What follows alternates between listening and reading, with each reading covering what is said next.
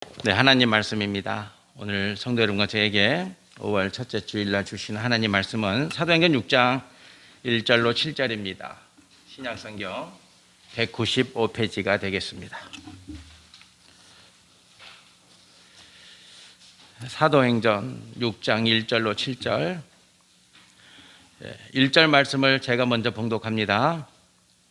그때의 제자가 더 많아졌는데 헬라파 유대인들이 자기의 가부들이 매일의 구제에 빠짐으로 히브리파 사람을 원망하니 열두 사도가 모든 제자를 불러 이르되 우리가 하나님의 말씀을 제쳐놓고 접대를 일삼는 것이 마땅치 아니하니 형제들아 너희 가운데서 성령과 지혜가 충만하여 칭찬받는 사람 7을 택하라. 우리가 이 일을 그들에게 맡기고 우리는 오로지 기도하는 일과 말씀 사역에 힘쓰리라 하니 온 무리가 이 말을 기뻐하여 믿음과 성령이 충만한 사람 스데반과 또 빌립과 브루고로와 니가노르와 디몬과 바메나와 유대교에 입교했던 안디옥 사람 니골라를 택하여 사도들 앞에 세우니 사도들이 기도하고 그들에게 안수하니라. 하나님의 말씀이 점점 왕성하여 예루살렘에 있는 제자의 수가 더 심히 많아지고 허다한 제사장의 무리도 이 도에 복종하니라. 아멘. 아멘. 성도님들 축복합니다. 4월이 지나가고 이제 5월 첫날 첫째 주에 모이니까 또 기분이 새로운 것 같아요. 오늘 말씀의 은혜가 성도 여러분과 저에게 충만하시기를 축복합니다. 미국에 어느 70의 노인이 있었습니다. 그는 은퇴를 하고 할 일이 없어서 그의 삶은 무료했습니다. 그래서 집에서 빈둥거리거나 또는 친구들을 만나서 잡담하고 이런 삶이 그의 일상이었습니다. 어느 날 자원봉사하던 한 청년이 이 할아버지에게 이런 말을 합니다. 할아버지, 그림을 한번 배워보세요. 그림을 한번 배워보시면 좋겠습니다. 이렇게 이야기를 합니다.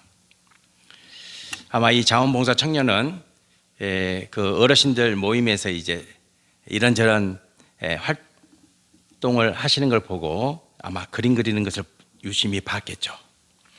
그래서 이 할아버지에게 그림을 한번 그려보세요. 이렇게 권면합니다. 그랬더니 이 할아버지가 이 사람아, 내 나이가 몇 살인데 내가 그림 공부를 한 적도 없고 내 나이가 지금 이런이 넘었는데 지금 그림 공부를 할 수 있겠나?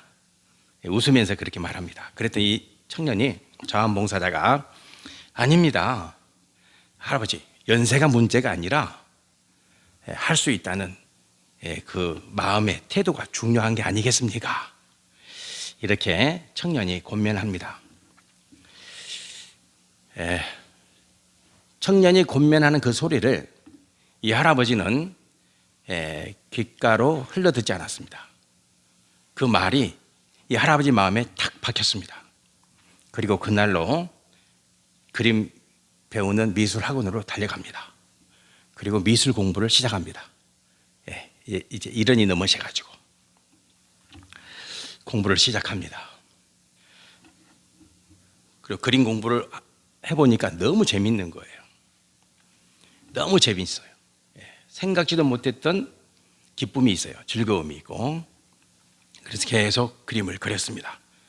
그리고 그림을 그려서 모아서 전시회도 열었습니다. 그 소문이 미국 전체에 다 퍼졌습니다. 그리고 그 할아버지는 101살 때까지 22번의 그림 전시회를 가졌습니다. 헨리 리버맨이라고 하는 할아버지입니다. 그는 별명이 미국의 사갈이다. 미국의 샤갈. 그림을 봤더니 너무 좋은 거예요. 그림이. 한번 찾아보시기 바랍니다. 자원봉사자가 그 젊은 청년이 나이도 어리잖아요. 저 같으면 나이도 어린 게 이러고 말았을 텐데 그 할아버지는 그 젊은이가 그 할아버지를 위해서 하는 그 말을 탁 붙잡은 거예요. 그 한마디를.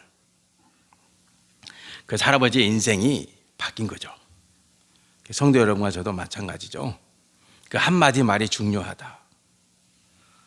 오늘 말씀이 성도 여러분과 저의 마음에 꽂혀서 이 하나님의 말씀이 성도 여러분과 저를 변화시키는 역사가 일어나기를 소망합니다. 어떤 목사님은 재미나게 말씀하시더라고요. 목사의 설교는 어디까지냐? 주차장까지다, 주차장까지. 예배 드리고 주차장 가면 그걸로 끝난대요. 왜냐하면 이제 주차장에서 차 빼다가 화낸다는 거예요. 거기까지다. 목회자의 말씀의 효력은 거기까지, 주차장까지다. 우리 창석교 성도님은 영원히 갈 줄 믿습니다. 영원히 갈 줄 믿습니다.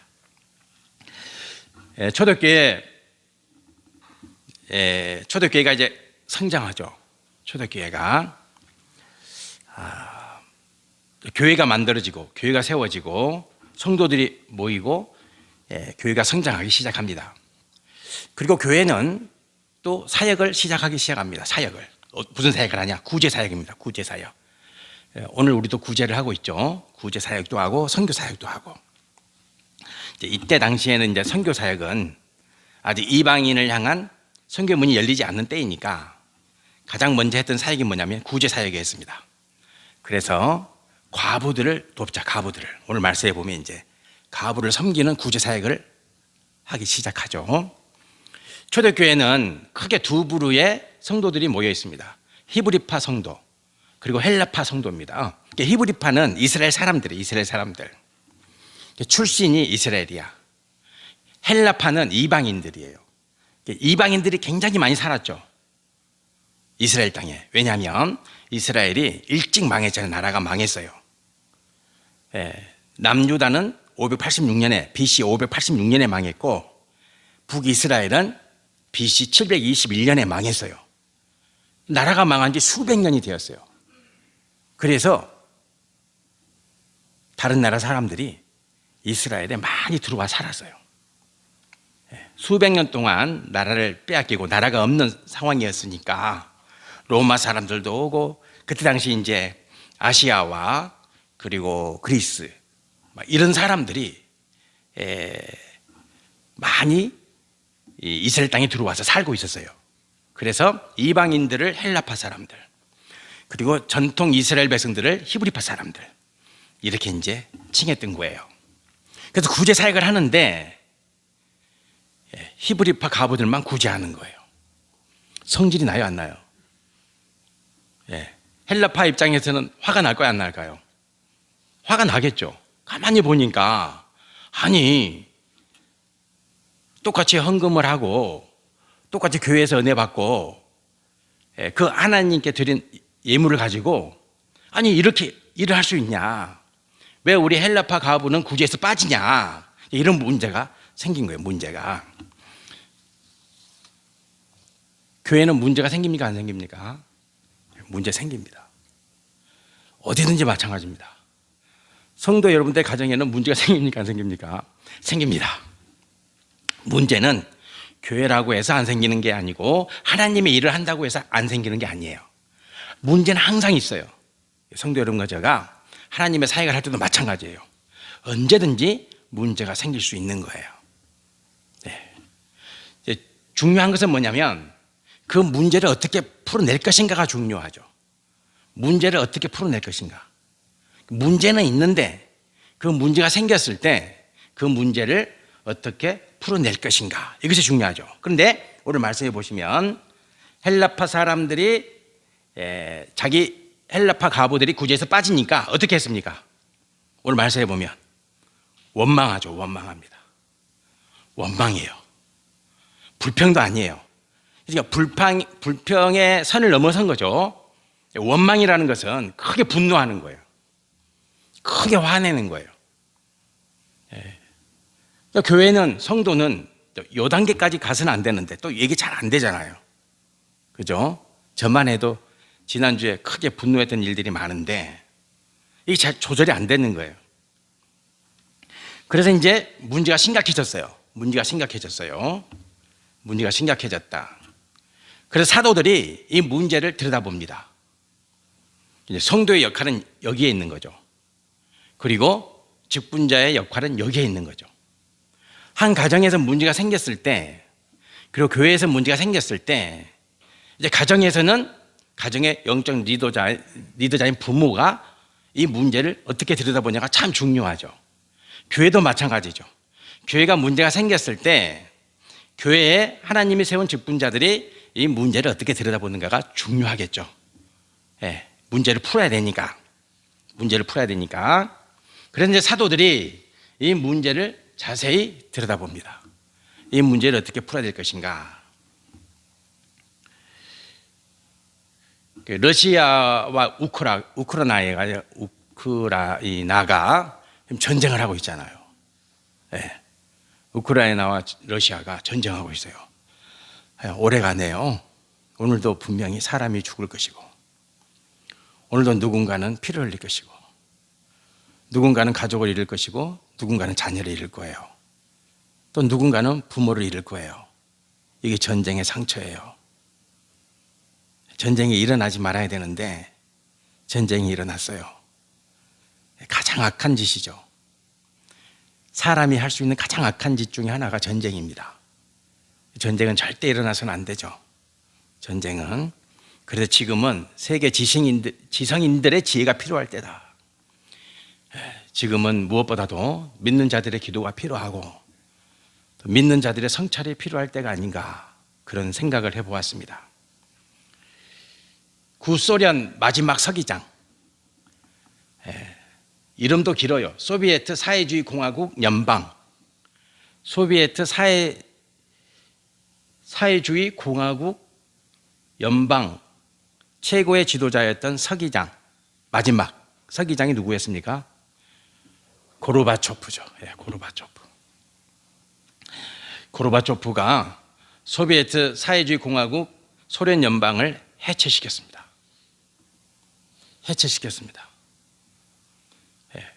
고르바초프가 가만히 보니까 이래서는 안 되겠다. 소련도 죽고 모든 연방 국가들이 이러다가는 안 되겠다. 그래서 고르바초프는 해체합니다. 소련 연방을 이제 해체하기로 결단하죠. 두 가지 정책을 도구 삼아서 소련 소비에트 사회주의 공화국 연방을 해체합니다. 그 두 가지 도구가 뭐냐면, 첫 번째는 페레스트로이카입니다. 페레스트로이카 많이 들어보셨죠? 개혁하자. 소련을 개혁하자. 구소련의 질서를 바꾸자. 정치를 바꾸고 구소련의 모든 삶의 태도를 바꾸자. 이게 개혁입니다. 페레스트로이카입니다. 또 한 가지는 뭐냐면 글라스노스트입니다. 개방하자. 안과 밖을 다 바꾸는 거예요. 안에만 바꾸면 안 돼. 밖도 바꿔야 된다. 안과 밖을 다 바꿔야 된다. 그래서 이 두 가지 정책을 사용해서 소비에트 사회주의 연방공화국을 해체합니다. 그래서 지금의 러시아가 있고, 그리고 당시에 소련의 무력에 의해서 지배받았고 꼼짝달싹하지 못했던 그 동유럽의 많은 연방 국가들이 지금은 자유를 누리고 있죠. 한 사람의 역할이 이렇게 중요합니다. 한 사람의 뜻이, 한 사람의 의지가 이렇게 중요하죠. 중요합니다. 사도들이 이 문제를 들여다봅니다. 성도 여러분들, 저도 그렇습니다. 문제는 필연적으로 생깁니다. 그러나 그 문제를 누가 들여다보느냐, 그리고 어떤 사람이 들여다보냐는 너무나 중요하죠. 그 문제가 풀어지는가, 아니면 그 문제가 더 골마서 더 큰 상처를 만들어내는가, 이것이 결정이 되죠. 사도들이 모였습니다. 그리고 이 문제를 깊이 들여다봅니다. 성도 여러분도 저도 이런 영성이 있어야 될 줄 믿습니다. 섣불리 판단하거나, 섣불리 진단하거나, 섣불리 말하거나, 섣불리 행동하는 것이 아니라 들여다봐야 됩니다. 이 문제를. 이 문제를 어떻게 풀 것인가? 이 문제를 어떻게 해결해낼 것인가? 이 문제의 의미가 뭐냐? 이 문제의 원인이 뭐냐? 왜 이 문제가 생겼는지, 이 문제의 뿌리가 뭔지 들여다봐야 되겠죠. 자세히 들여다봅니다. 그래서 사도들이 방안을 찾아냅니다. 방법을 찾아내요. 방법을 찾아내죠. 그 방법이 첫 번째는 뭐냐면 이 구제 사역을 없애는 것이 아니라, 세상 사람들은 문제가 생기면 어떻게 합니까? 없애죠? 없앱니다. 정권이 바뀌어도 그 전 정권이 했던 모든 정책이 다 바뀝니다. 그렇죠. 정권이 바뀔 때마다 인물도 다 바꿉니다. 자기 사람들 아니면 또 다 바꿉니다. 다 바꿔요. 그러나 오늘 사도들이 어떻게 일합니까? 구제 사역은 그대로 한다. 구제 사역은, 문제는 이 사역을 누가 담당할 것인가? 7 집사를 택합니다. 7 집사. 성령이 충만한, 믿음이 충만한 7 집사들에게 이 사역을 맡깁니다. 교회는 그러해야 합니다. 교회는. 성도 여러분들의 가정도 마찬가지입니다. 성도 여러분들의 가정도 누가 질서를 잡아야 됩니까? 믿음 있는 자가. 믿음 있는 자가 질서를 잡아야 됩니다. 믿음 있는 자가.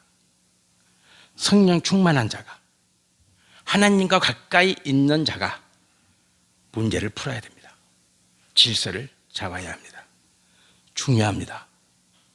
그래서 사도들은 이 구제 사역을 헬라파 사람들이 원망하고 큰 문제가 생겼던 이 구제 사역을 누구에게 맡기냐? 7 집사들에게 맡깁니다. 성령 충만한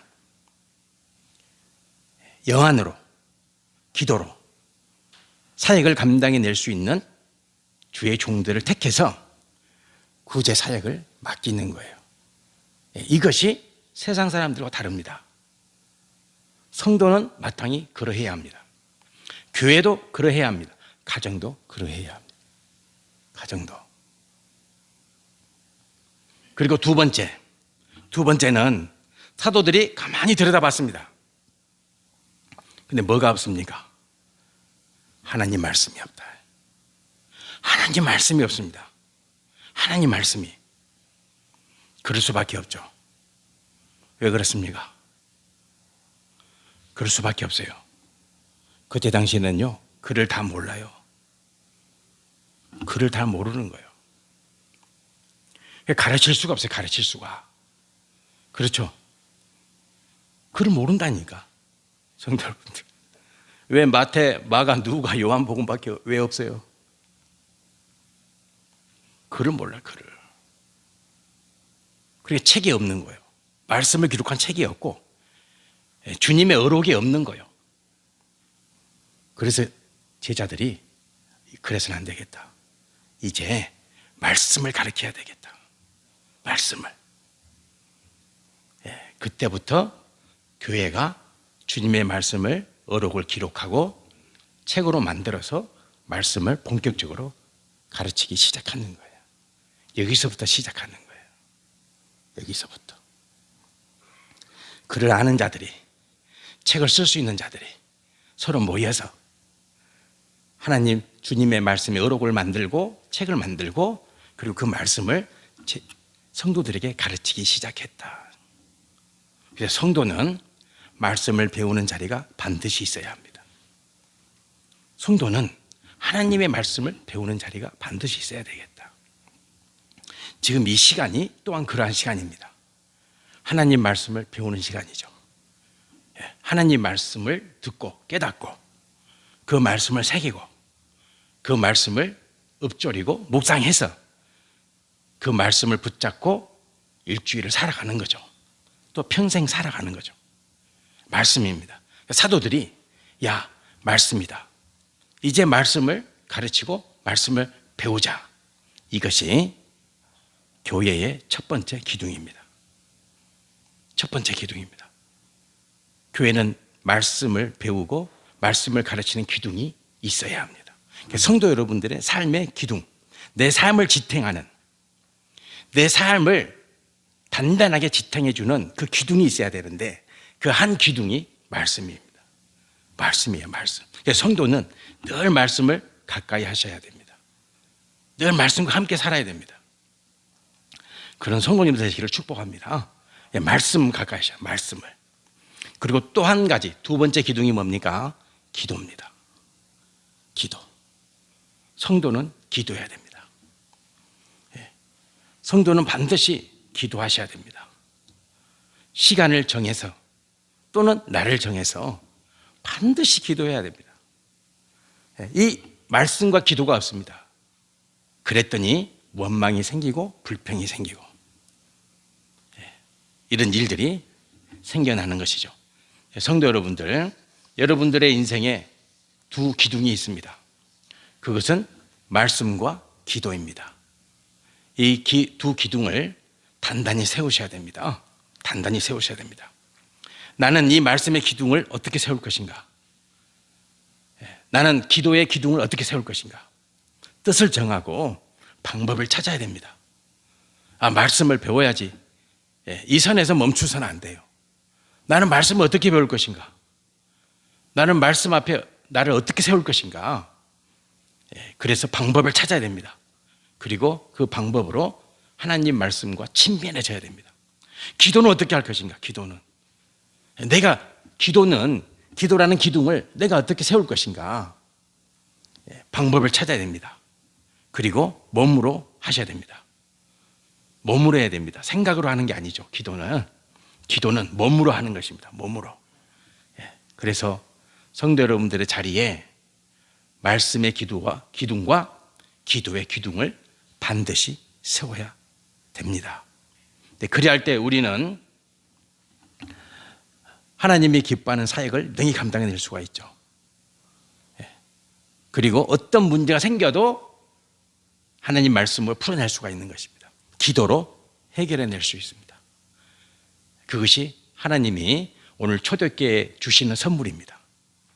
구제의 문제를 통해서, 이 원망의 문제를 통해서 하나님은 오히려 말씀과 기도의 두 기둥을 초대교회에 선물로 주십니다. 이것이 문제를 풀어내는 하나님의 방법입니다. 이것이 축복입니다. 성도는 어떤 문제가 생겨도 이 문제를 통해서 하나님이 하시고자 하시는 계획하심이 반드시 있습니다. 하나님의 뜻하심이 있어요. 그래서 성도에게는 모든 것이 선물이에요. 고난도 선물이에요. 그래서 주님은 고난이 유익이다 그렇게 말씀하시는 거예요. 그래서 유익이에요. 어떤 시련도 어떤 아픔도 때로는 실패도 다 은혜입니다. 하나님께서 계획하신 바가 있어요. 그것을 찾아서 그것을 세워서 성도 여러분과 저의 신앙의 삶의 질이 더 깊어지고 풍성해지는 그 은혜를 우리가 마땅히 누리며 살아야 될 줄 믿습니다. 그런 성도님 되시기를 축복합니다. 아멘. 기도드리겠습니다. 여호와 하나님 아버지, 헬라파 사람들이 원망합니다. 크게 불평합니다. 화냅니다. 왜 헬라파 가부는 구제에서 빠졌느냐? 다툼이 일어납니다. 초대교회가 시끄럽습니다. 그러자 사도들은 깊이 문제를 들여다봅니다. 문제의 원인이 뭐냐? 이 문제가 어떻게 생겼는가? 묵상하고 깊이 들여다보아서 해결해냅니다. 말씀과 기도의 두 기둥을 세웁니다. 이것이 하나님의 계획하심입니다. 하나님 아버지, 우리 창성교회 성도에게 날마다 말씀과 기도의 두 기둥을 삶 속에서 세워서 단단히 세워서 어떤 문제도 은혜가 되고 어떤 문제도 축복이 되는 그런 능력 있는 영성의 삶을 능히 살아내는 인생이 되게 도와주세요. 하나님 아버지, 우리 창성교회 성도가 우리 창성의 재단이 하나님의 뜻하심을 반드시 성취해 나가는 깊은 영성 누리며 소유하고 간직하며 이 땅에서 주께서 원하실 때 능히 들림을 받고 쓰임을 받는 주의 종들 교회 되게 하옵소서. 예수님 이름으로 기도드립니다. 아멘. 아멘.